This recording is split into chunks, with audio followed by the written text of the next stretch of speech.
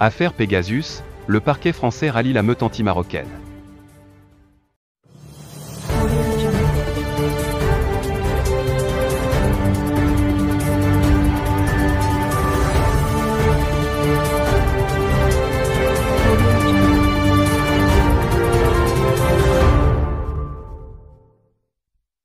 Le parquet français a requis l'irrecevabilité des plaintes du Maroc contre des médias français et 2 organisations.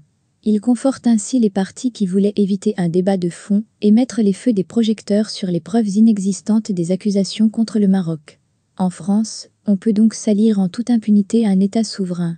L'agence France Presse cache mal son plaisir. Le parquet a requis l'irrecevabilité des citations directes, déposées par le Maroc, contre Le Monde, Radio France, France Média Monde, Mediapart, L'Humanité, Forbidden Story et Amnesty International, rapporte l'agence France Presse dans une dépêche datée du 26 janvier. Et de poser cette question, le Maroc, accusé d'avoir eu recours au logiciel d'espionnage Pegasus, peut-il poursuivre en diffamation en France ? L'agence France Presse précise que la procureure a rappelé que la Cour de cassation a déjà beaucoup répondu à la question posée, qu'il existe une jurisprudence constante. Un État, qu'il soit français ou étranger, ne peut poursuivre en diffamation. Voici pour le décor de ce qui ressemble à un procès plié d'avance et qui n'aura jamais lieu.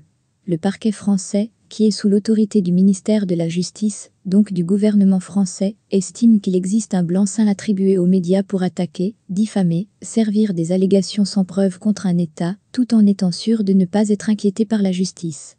Au nom de la sacro-sainte liberté d'expression. Un petit rappel de la genèse de cette affaire est très instructif des multiples défaillances et zones d'ombre qui la caractérisent.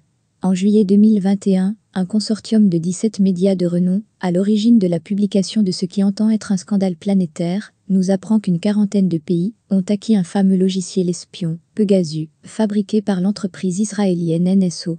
Pourtant, seulement 11 pays, dont le Maroc, sont cités. Aucune interrogation sur l'identité des 29 autres pays. Plusieurs mois plus tard, on apprendra que la Hongrie, bête noire des mondialistes européens, n'est pas le seul pays de l'Union européenne à avoir acquis Pegasus. La plus grande puissance de l'Union européenne, l'Allemagne, s'en sert. Mais pour le consortium de médias, qui s'est emparé du dossier, il ne peut y avoir de démocratisation dans l'accès à des technologies de pointe entre des pays développés et des pays émergents. Les médias français, dont le quotidien Le Monde, focalisent particulièrement leur intérêt contre les services de renseignement marocains, soupçonnés d'avoir diligenté une opération d'espionnage de masse. Plus de 10 000 personnes. Selon les médias français, le téléphone portable du président Emmanuel Macron et même celui du roi Mohammed VI ont été ciblés par les services marocains. À aucun moment, ni les médias français, ni le laboratoire d'Amnesty International, et encore moins l'organisation Forbidden Story du très interlope, Laurent Trichard n'apportent les preuves de leurs accusations. Le Maroc a pourtant catégoriquement démenti les allégations du consortium Forbidden Story. Il a aussi déposé des plaintes, demandant la citation des médias français et ceux d'autres pays pour diffamation devant leurs juridictions respectives. Non pas pour mener une action d'intimidation à l'égard de ces médias, ou pour porter atteinte à la liberté d'expression, qui est une liberté que le Maroc protège également à l'instar de tous les pays démocratiques, mais pour laver son honneur.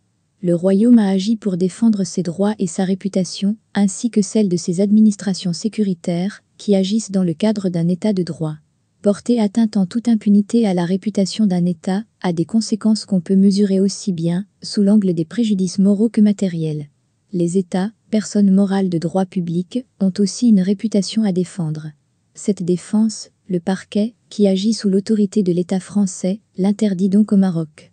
Ce procès aurait pu être passionnant, parce qu'il aurait pu permettre de comprendre comment le patron de Forbidden Story, Laurent Trichard, a construit son histoire à faire dormir debout, en obtenant une liste de numéros qui ciblent des pays émergents et passent sous silence les puissances occidentales.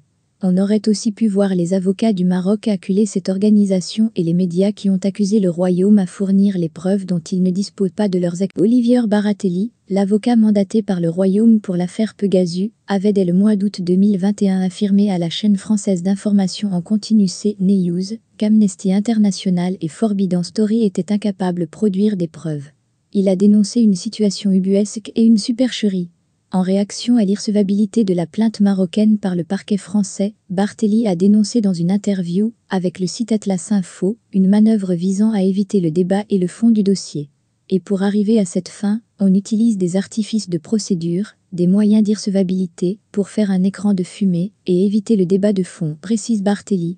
La législation française de 1881, qui participe d'une vision individualiste dominante au XIXe siècle, ne permettrait donc pas à un État, personne morale de droit public, d'accéder équitablement à la justice pour se défendre des atteintes diffamatoires à sa réputation.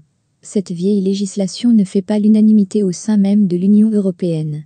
Nombre de pays d'Europe centrale et orientale, membres de l'Union européenne, ne partagent pas cette conception de la liberté d'expression, qui est instrumentalisée parfois pour salir des États jaloux de leur souveraineté.